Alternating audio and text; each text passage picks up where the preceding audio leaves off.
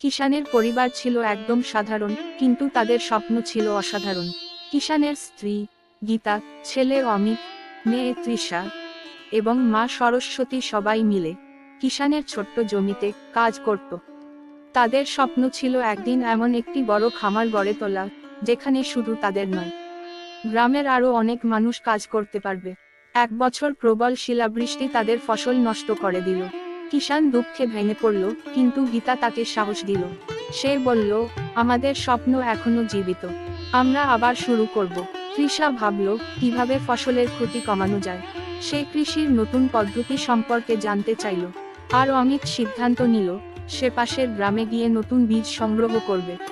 সরস্বতী তাদের জন্য প্রতিদিন প্রার্থনা করতেন, যেন তাদের পরিশ্রম বৃথা না যায়। পরিবারের সবাই মিলে পরিকল্পনা করল। অমিত নতুন বীজ নিয়ে এলো, তৃষা ইউটিউব দেখে শিখল কিভাবে ফসল রক্ষা করা যায়। আর গীতা ও কিষান মাঠে দিনরাত পরিশ্রম করল। কয়েক মাস পরে তাদের ক্ষেত ভরে গেল সবুজ ফসলের মায়।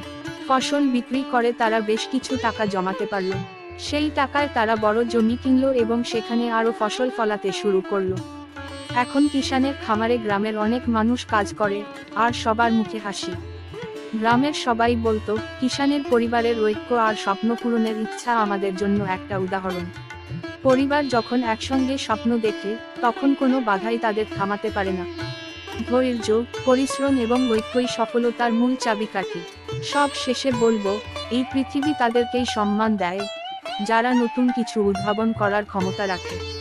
প্রতিদিনের মতো সকলকে ধন্যবাদ জানিয়ে আজকের মতো এখানেই শেষ করছি।